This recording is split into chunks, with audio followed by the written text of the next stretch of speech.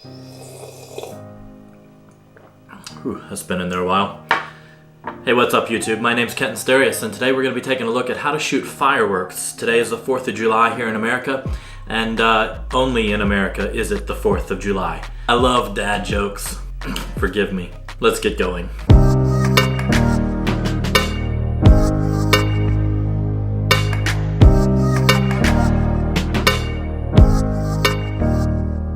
First, we're gonna do something a little different though. Take a look at how to crack a bullwhip. You may have seen that in the title, and maybe that's actually why you're here, is because you want to learn how to crack a bullwhip. I mean, let's face it, who doesn't want to learn how to crack a bullwhip? Who doesn't want to learn how to crack a bullwhip? I said that twice. You know, ever since I was a little kid and watching the movie Indiana Jones and the Raiders of the Lost Ark, I've had this fascination with bullwhips. And you know, in fact, when I was a little kid, I got my first bullwhip. It was a $6 bullwhip at a souvenir store, and I came home and I tried to wrap it around a tree, and I did that, and I tried to swing, and yeah, sure enough, the bullwhip broke, and I fell to the ground. The truth is, there's a big difference between a $6 bullwhip from a souvenir shop and an actual bullwhip that's made, you know, of high quality kangaroo hide and stuff like that. So you may have seen that sitting there, you know, in the background, and so I'm gonna show you how to crack it. We're gonna do that right now. What you need to do in order to be able to crack a bullwhip is to create a really hairpin tight curve or loop in the bullwhip. So you actually want to literally throw the bullwhip almost. Instead of just slinging the bullwhip, you kind of want to throw it, and you need that end of the bullwhip to sort of be an extension of your hand. And so you're trying to create a tight loop, and as the bullwhip then travels out the distance of its length, as it gets to the end, there's enough centrifugal force that when the fall of the whip, the very end of the whip, reaches the end, it literally has enough speed that breaks the sound barrier, and that's what produces the crack of the whip. It's not the whip hitting itself, it's not the whip hitting something else that creates the crack. It's the speed of the whip actually breaks the sound barrier and creates that crack. And you can literally crack a whip from almost anywhere. You know, I can throw it sidearm and crack it. I can crack it behind me, you know, just in case somebody's trying to sneak up on me. I can do an overhead crack. I can do an underhand crack. Whatever you want to do, that's what you can do with the bullwhip. It's kind of cool. And now you can go out there and be Indiana Jones too. And yeah, I love bullwhips. All right, so back to the tutorial though of what this video is really all about. How to shoot fireworks. So listen, there's a couple of things that you're gonna need to be aware of before you even get to the settings of your camera. One of them is just the weather, the factor that the weather plays on your equipment. If you live in a humid climate, I'm in Virginia right now, and it's about 127 degrees out there, and the humidity is super high. Guess what? You take your lens that's been inside air conditioning all day, you take it outside, and it immediately fogs up. So what you need to do is you just need to give your lens a little chance to acclimate to the environment. So take it outside, let it get acclimated before you actually start to shoot. Whew. All right, first off, I'm not actually around any great fireworks. I do have you know, one firework that I'm gonna shoot off tonight as we're doing our test to sort of prove out how to do this, but it's not the great fireworks. And so anyway, I reached out to DC City Girl. She's a photographer in Washington DC. She caught some amazing shots up at one of my favorite places in Virginia, George Washington's home, Mount Vernon. And she caught some absolutely stunning shots of fireworks up there at Mount Vernon. And so I thought I'd show you those, and I'll put a link to her Instagram down below in the description. But I thought I'd show you those photos to give you a sense for, hey, if you follow these tips, if you do these things that's in this tutorial, these are the kind of results that you can see and that you can expect. So anyway, get out there, follow these tips, and who knows, maybe you can get some shots like this that are just mind-blowingly beautiful. So first thing you want to do is make sure you have a tripod. You cannot shoot this without a tripod.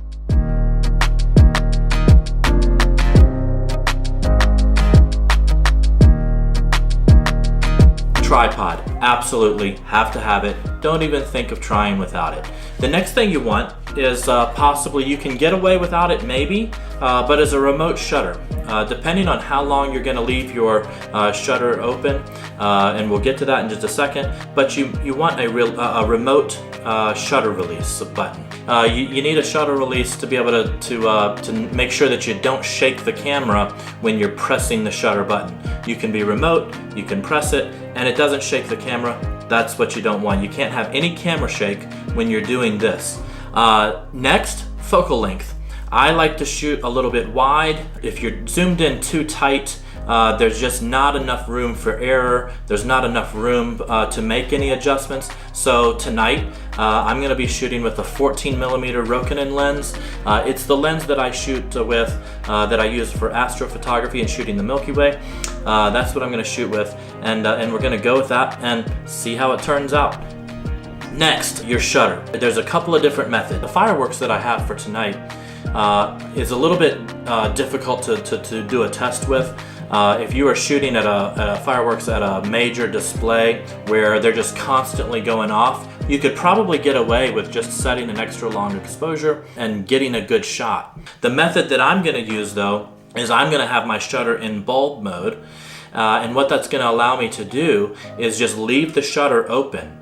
And then in between shots, in between fireworks, in between explosions, I'm gonna simply cover up the front of the lens with something that's dark. I'm gonna be using this black cloth right here, and I'm gonna simply drape it over the lens. Not drape it, I'm gonna try not to touch the camera, but I'm gonna put it in front of the lens while we get ready for the next firework. And then as soon as I know that that next firework is about to go off, I'll simply drop this down and the shutter is already open and recording. By the way, what is bulb mode if you don't know? Bulb mode is simply, it's not a designation for a length of time the shutter is open. It just opens the shutter until you tell it to close. So it could be 5 seconds, or it could be 14 minutes. It's gonna literally stay open until you manually close the button. And that's why it's important to have a remote shutter speed if you're gonna shoot in bulb mode. You don't wanna actually be touching the camera anymore to close the shutter. All right, so that's the method I'm gonna use. We're gonna see how it works out. I hope it does, I think it will. Moving on, ISO. Your speed of your ISO. You might think, well, it's nighttime, so I'm gonna have a really high ISO. And for astro work, yeah, you do. The fireworks though are gonna emit a lot of light. So you can afford to put your ISO way down. In fact, I'm gonna attempt to shoot my ISO no higher than 200 and see what happens. I think it's gonna be okay. But you wanna keep your ISO as low as possible because that allows you to keep out the noise that builds up when you're shooting at a high ISO. Next thing, no flash. You don't want to flash when you're shooting fireworks or when you're shooting nighttime photography. You might think you do, but you don't. One extra thing that I failed to mention, the bulb mode on your shutter release. If you have a cheaper camera, your camera may not even be able to do bulb mode, okay? So good luck. I don't know what to tell you. No, just kidding. You can try and shoot with just a longer exposure and maybe you'll get lucky, maybe you won't. But that's what it's all about, is experimenting and playing around. And guess what? You're gonna watch this video and think you may be able to go out there and get some awesome shots, and maybe you will. But you probably won't. It takes experiment, it takes practice, and that's how you learn. That's how you learn. You gotta get out there and shoot. People ask me, well, what's the best thing they can do to get great photos? And the absolute best thing you can do is just get out there. You learn your equipment better the more you shoot. You learn what works and what doesn't the more you shoot. And there's no way that you can learn everything you need to learn by watching YouTube videos or sitting on your couch at home. You gotta get out there, you gotta get your gear out there, and yeah, it's work. And yeah, sometimes you're gonna shoot all day long and you're gonna come home with nothing. Don't get discouraged. Just figure that, you spent all day figuring out on how not to shoot. And then that way, the next time you're out there, you're gonna know plenty of things not to do and not to repeat. Give it a whack, give it a try, give it a whack.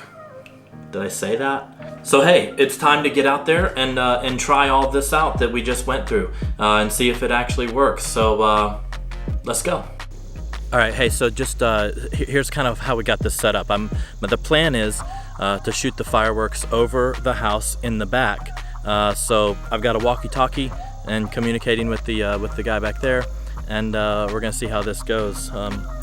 Hey, this is base station to launch pad, over.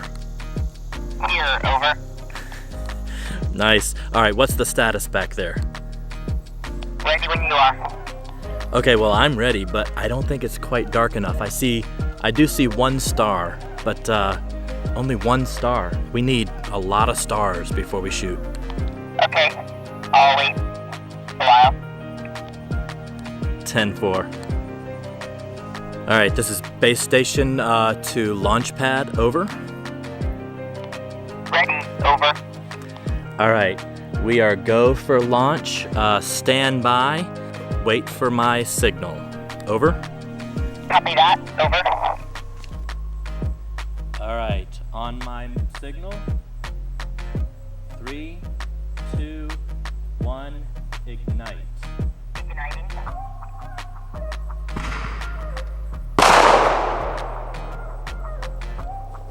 Really low. Yep, get the next one ready.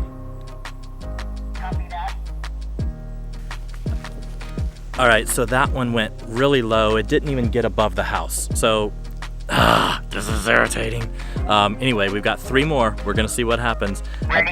I've got my black shield over the lens right now, so the shutter's open, but it's not actually recording anything because the lens is being covered up. All right, on my signal, stand by. 3, 2, 1, ignite.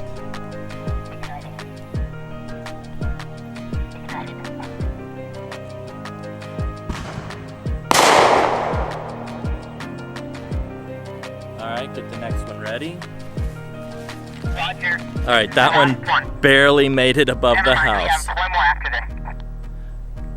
And we've only got 2 left, so this is like, I wish I had better fireworks. We have 1 more after this. All right, whatever. Okay, hold on. Stand by. 3, 2, 1, ignite.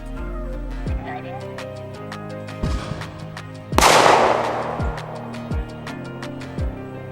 Stand by. Copy that. All right, and this is our last one, right? Yeah. All right, tell me when you're ready. Ready for launch. Over. 3, 2, 1, ignite. Igniting.